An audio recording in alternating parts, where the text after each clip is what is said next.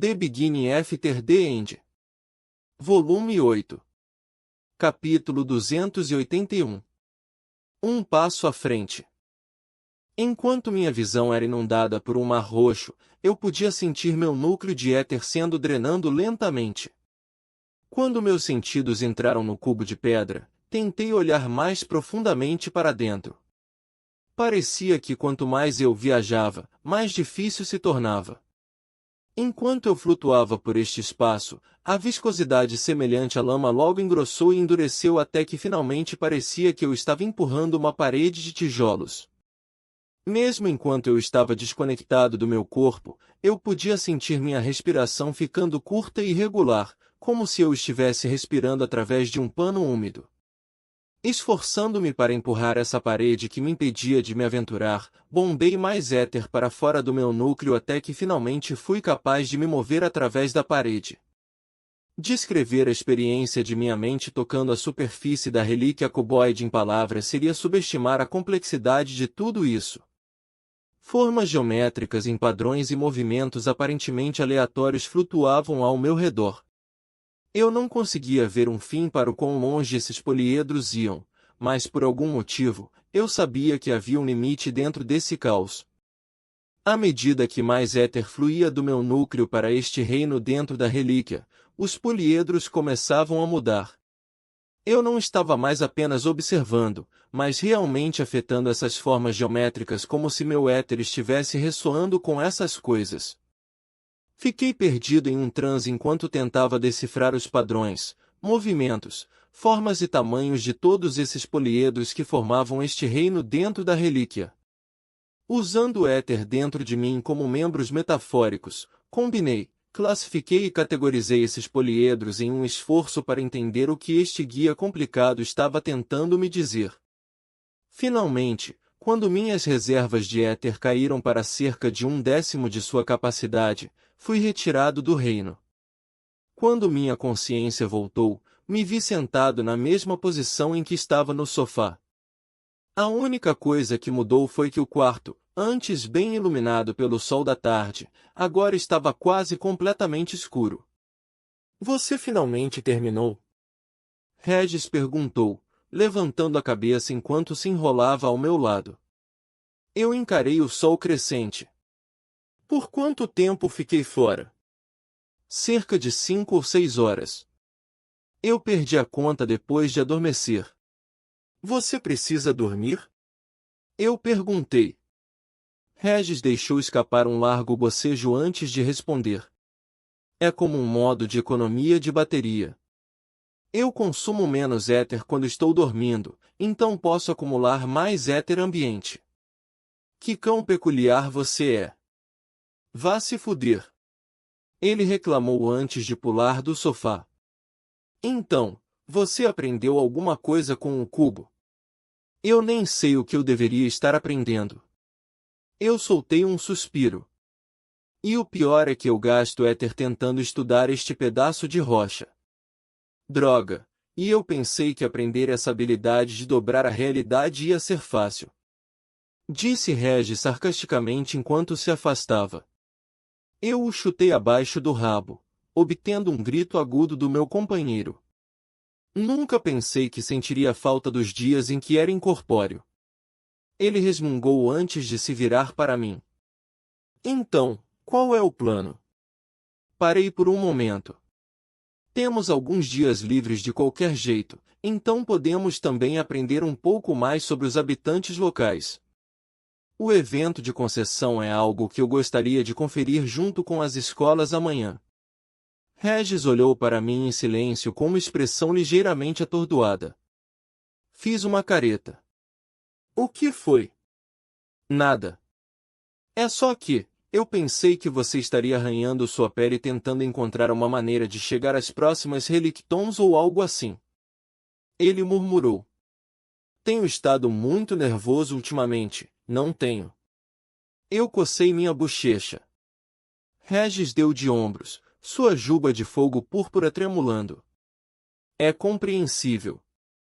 Não tenho nenhuma família além de você, mas ficaria muito nervoso se não soubesse o que está acontecendo com as pessoas de quem gosto.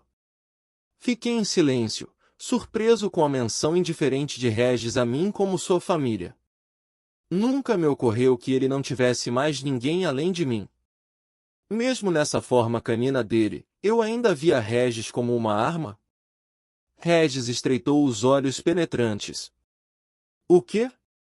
Por que você está me olhando desse jeito? M não foi nada. Eu me levantei do meu assento e fui em direção à porta. Para onde vamos? Ele perguntou, trotando atrás de mim. Você não ouviu o que Lorene disse antes? Há uma tonelada de bestas de mana fora da cidade. Eu lancei um sorriso malicioso para o meu companheiro. Eu não tive a chance de realmente praticar os limites do God Step. Podemos esticar um pouco as pernas e ganhar algum dinheiro. Regis refletiu meu sorriso. Parece bom. Asterisco, asterisco, asterisco. Eu respirei o ar fresco da noite, com nossos pés esmagando a folhagem enquanto nós dois corríamos pela floresta. Queríamos nos afastar mais da cidade para o caso de alguém nos ver usando éter, mas isso não significa que não matamos alguns rocavis no caminho. Essas enormes feras de mana parecidas com cervos tinham chifres não apenas em suas cabeças, mas na espinha e caudas grossas que eles usavam como clavas mortais. Mortais para magos normais, de qualquer forma. A besta de mana não conseguiu nem mesmo reagir quando afundei minha adaga entre seus olhos, já que suas peles eram o que nós precisávamos vender. Regis teve mais dificuldade em manter suas matanças limpas, mas entre nós dois, demorou menos de 1 hora para caçar meia dúzia de rocavis que vagavam pela calada da noite. A única razão pela qual paramos foi por ficarmos sem espaço na runa extradimensional. Eu pensei que o cristal falante disse que você não poderia colocar coisas orgânicas na runa em seu braço. Regis comentou enquanto nos aproximávamos de uma pequena clareira que levava à base da colina. Parece que só posso colocá-las quando já estiverem mortas. Respondi, meus olhos avistando uma grande pedra no centro da clareira. Parando na frente da pedra que estava pelo menos 30 centímetros acima de mim, as palavras, perigo. Bestas de mana de alto nível à frente foram esculpidas com ameaçadores salpicos de sangue seco em sua superfície. Atravessamos para o outro lado da clareira, onde o terreno começou a se elevar gradualmente à medida que subíamos a colina. Embora minha visão tivesse sido aprimorada pelo meu novo físico, ser incapaz de sentir mana atualmente tornava encontrar bestas de mana uma tarefa muito mais desafiadora. Mesmo que eu pudesse aumentar meus sentidos usando essa nova fonte de magia, não consegui encontrar uma maneira de utilizar o éter para sentir seres e objetos não etéreos. No entanto, não ter nenhum tipo de assinatura de mana vindo de mim ou de Regis significava que a vida selvagem mais forte e predatória daqui nos via como uma refeição fácil. A primeira besta de mana que veio atrás de nós era uma que eu não havia visto antes em Dikaten. Ela me lembrou do vínculo da minha irmã, Bull, se ele tivesse 4 braços e uma mandíbula de crocodilo com 3 fileiras de dentes serrilhados. Fique de olho no caso de qualquer passante. Ordenei a Regis enquanto enfrentava a fera. Com um rosnado horrível, o urso se abaixou em todos os seus 6 membros e avançou contra mim com uma velocidade surpreendente. Guardando minha adaga, eu o encarei de frente. Embora minhas reservas de éter não tivessem sido totalmente restauradas, o objetivo desta noite era apenas testar minha nova runa divina. Eu não sabia em que nível esta besta de mana seria classificada, mas serviria como uma boa cobaia. O éter surgiu do meu núcleo, agarrando-se à minha pele. Conforme o calor familiar da runa se espalhava pela parte inferior das minhas costas, concentrei-me no local que tentaria pousar. A experiência de iniciar a arte do éter desta vez foi completamente diferente de quando eu a usei pela primeira vez. Minha percepção do mundo ao meu redor mudou, como se tudo tivesse sido esticado em todas as direções. Partículas de éter ambiente agora se uniam e pareciam riachos entrelaçados de roxo correndo no ar, criando caminhos de fluido que se interconectavam e se ramificavam. Dando um passo, senti meu corpo sendo carregado por uma corrente de jato enquanto navegava nas correntes de éter. O problema era que não havia uma rota direta para o local que eu havia determinado. Eu precisava navegar nessas correntes de éter que se ramificavam em cada centímetro do espaço que me cercava. No entanto, esses fluxos não se estendem infinitamente. As correntes me cercaram em um raio de 10 metros, que provavelmente era meu alcance atual do God Step. Apesar dos meus limites, o resultado foi surpreendente. Embora meu local de pouso não fosse tão preciso quanto eu gostaria que fosse, eu havia viajado 10 metros em um piscar de olhos. A maior diferença entre God Step e Burst Step, no entanto, era o controle do momento. Como não estava mais preso à inércia ao chegar ao meu destino, realmente parecia que eu estava prestes a chegar ao verdadeiro teletransporte. Gavinhas de relâmpago violeta enrolaram-se ao meu redor por usar o God Step conforme eu aparecia ao lado da besta mana semelhante a um urso. Ela derrapou até parar, mas quando virou, meu punho revestido de éter já havia afundado em sua lateral. O corpo gigante da besta caiu no chão, esmagando e quebrando várias árvores em seu caminho. Você está detonando explosivos ou algo assim? Regis expressou suas queixas. Perdão. Eu me contive. Devido ao seu pelo espesso e coberto de mana, o urso ainda viveu, mas fugiu, soltando gemidos baixos. Continuei vasculhando a floresta, treinando o God Step enquanto caçava bestas de mana até que todos os cadáveres de Rocavis dentro do meu anel fossem substituídos. Regis também caçava, o que me permitiu ver em que nível ele estava. Deixando de lado a distância que poderíamos estar separados e sua crescente capacidade de reter o éter, o crescimento de Regis em termos de força não estava em um nível que ele pudesse me acompanhar. Ele precisava consumir mais éter, mas o problema era eu também. Além de coletar as relíquias, tanto nas Relictons quanto aqui em Alacria, eu precisava obter minhas reservas de éter grandes o suficiente para despertar Sylvie de seu estado de coma. Está tudo bem? Regis perguntou enquanto nos aproximávamos da base da colina. Você está esfregando seu braço esquerdo de novo. Estou bem. Eu disse, enfiando as mãos nos bolsos. Chegando mais perto da cidade, Regis se retirou de volta ao meu corpo e eu me peguei curtindo a noite tranquila, até me aproximar do local de um cadáver de Rocavid que deixei para trás para abrir espaço em minha runa extradimensional. Havia uma figura, cuja pequena estrutura indicava que não podia ter mais de 10 anos, despedaçando Rocavid. Ouvindo minha aproximação, a cabeça da criança disparou, olhando ao redor freneticamente até que nossos olhos se encontraram. O garotinho levantou-se de um salto, apontando a faca serrilhada que estava usando para esfolar o Rocavid. Suas bochechas encovadas e roupas esfarrapadas falavam muito de seu status, mas foram seus olhos que me fizeram parar. Seus olhos estavam cheios de desespero e medo enquanto ele ficava entre mim e o cadáver do Rocavid, mas ao mesmo tempo, eu podia ver a determinação dentro deles. Seu olhar me lembrou de mim. Não como Arthur, mas como Grey. Era o mesmo olhar que eu tinha quando conheci a diretora Vilbeck quando ela me encontrou na rua. Garoto! Eu gritei, arrancando um passo assustado da criança. Você planeja usar essa faca em mim? O garoto abaixou lentamente a faca, hesitando, antes de erguê-la de volta e dar um passo em minha direção. Este Rocavid é meu. Inclinei a cabeça. Você o matou.